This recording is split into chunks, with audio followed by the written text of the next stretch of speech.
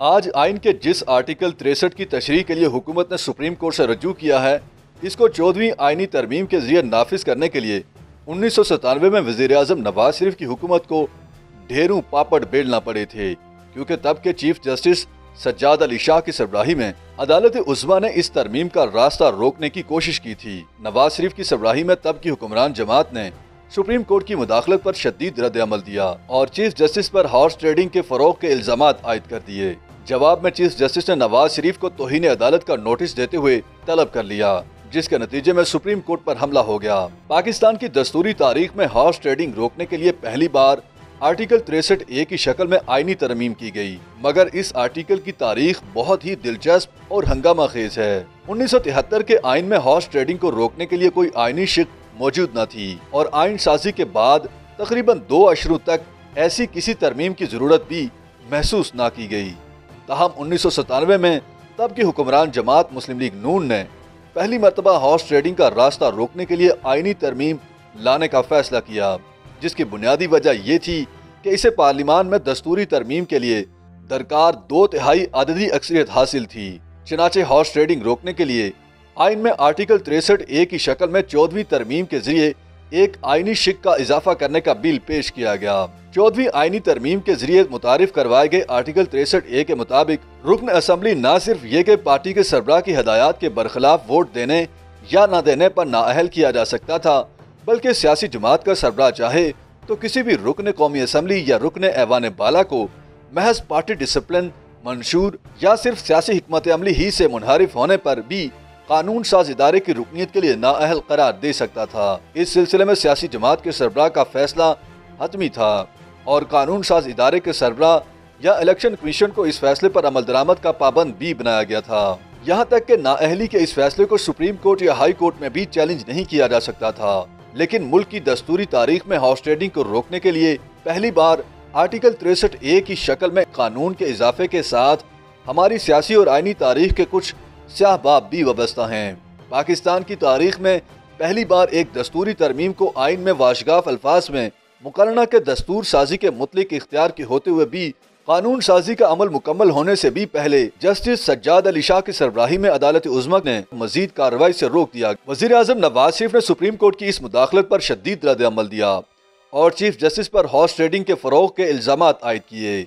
इसके बाद मुल्क की तारीख में पहली बार ये भी हुआ कि पार्लियामान में अदलिया मुखालिफ गुफ्तगू करने पर अरकान असम्बली के अलावा मुंतखब वज़ीर-ए-आज़म को भी ज़ाती हैसियत में सुप्रीम कोर्ट में तौहीन अदालत की कार्रवाई में तलब किया गया। इसके बाद ऐसा वाक़या हुआ जिसका किसी भी मुहज़्ज़िब मुल्क में तसव्वुर नहीं किया जा सकता। हुआ कुछ यूँ कि 28 नवंबर 1997 को हुक्मरान जमात के सियासी कारकुन दर्जन भर अरकान कौमी सूबाई असम्बली की क़यादत में सुप्रीम कोर्ट पहुँचे। उनमें एहतसाब ब्यूरो के सरबराह सैफुर रहमान और मुस्लिम लीग नून के MNA तारिक अजीज भी शामिल थे। इस मौका पर नवाज शरीफ के खिलाफ तौहीन अदालत की कार्रवाई के दौरान सुप्रीम कोर्ट की इमारत पर धावा बोल दिया गया और तौहीन अदालत की कार्रवाई करने वाले बेंच को अपने चैम्बरों में पनाह लेना पड़ी। लेकिन मामला खत्म होने की बजाय मजीद आगे बढ़ा और सुप्रीम कोर्ट के एक बेंच ने सदर की जानिब से असम्बली तोड़ने के इख्तियार को खत्म करने वाली 13वीं आईनी तरमीम के खात्मे की दरखास्तों पर समाअत शुरू कर दी। इससे हुकूमत और अदालत के दरमियान कशीदगी में इस कदर इजाफा हुआ कि हुकूमत भी खुलकर मैदान में आ गई और खुद सुप्रीम कोर्ट के जजों ने भी अपने ही चीफ जस्टिस के खिलाफ बगावत कर दी। यहाँ तक कि chief justice of Pakistan justice Sajjad Ali Shah को सुप्रीम कोर्ट के ही एक बेंच के फैसले के नतीजे में अपने ओहदे से रुखसत होना पड़ा और जस्टिस अजमल मियाँ नए चीफ जस्टिस मुकर्रर हुए। जस्टिस अजमल मियाँ के चीफ जस्टिस बनते ही आइन के आर्टिकल 63A के खिलाफ दायर शुदा दरखास्तों की दोबारा समाअत शुरू हुई और बिलाखिर सुप्रीम कोर्ट के 7 रुकनी बेंच ने जस्टिस अजमल मियाँ की सरबराही में 6 के मुकाबले में एक राय की अक्सरियत से आइन के आर्टिकल 63A के खिलाफ आईनी दरखास्तों को खारिज कर दिया। सुप्रीम कोर्ट के 4 जजों की तरफ से फैसला चीफ जस्टिस अजमल मियाँ ने तहरीर किया, जिसमें उन्होंने इस आर्टिकल की तशरीह करते हुए अरकान असम्बली की तरफ से सिर्फ और सिर्फ कानून साज इदारे में की गई पार्टी की हदायत की खिलाफ वर्जियों को इस आर्टिकल के तहत काबिल गिरफ्त करार दिया। अलबत्ता 2 जजों जस्टिस सईदुज़्ज़मान सिद्दीकी और जनाब जस्टिस इरशाद हसन खान ने इस फैसले से इत्तफाक करते हुए अपना इजाफी नोट भी तहरीर किया, जिसमें उन्होंने अपना जो मौक़िफ़ दिया वो मुल्क की मौजूदा हुक्मरान जमात तहरीक इंसाफ के आज के मौक़िफ़ से मुताबिकत रखता है। उन दोनों जजों ने यह करार दिया था कि किसी भी सियासी जमात के रुकन कानून साज इदारा की तरफ से पार्लियामेंट की हदूद से बाहर भी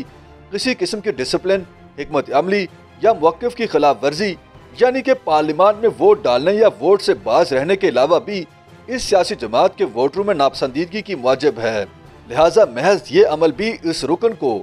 अखलाकी, कानूनी और आईनी बुनियादों पर उस जमात की नुमाइंदगी के हक से महरूम रखने के लिए काफी है।